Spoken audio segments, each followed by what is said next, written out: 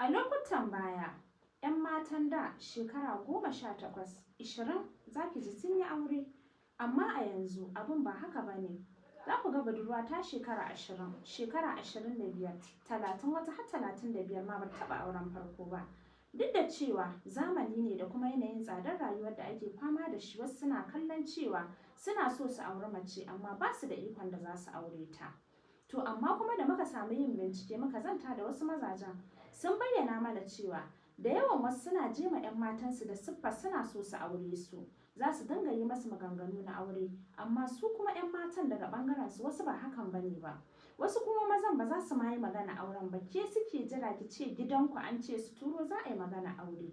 Amma sun ce hakan yana gagara fitowa daga bakin 'yan matan yanzu. Su kuma suke amfani da hakan a matsayin cewa ƙila yana cikin sahun samarin da kika ɗauka kika aje gefe, wani na turo kati ne ko data ko kuma sauran ababen more rayuwar da 'yan matan yanzu wasu suke neman mazajen da suke son su yi mata. Daga naku ɓangaren me ke kawo haka?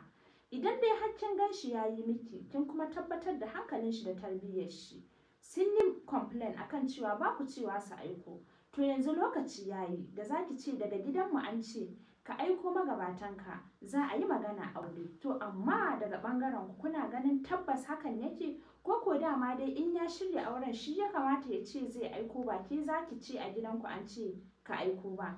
Muna dakon ra'ayoyinku a comment section.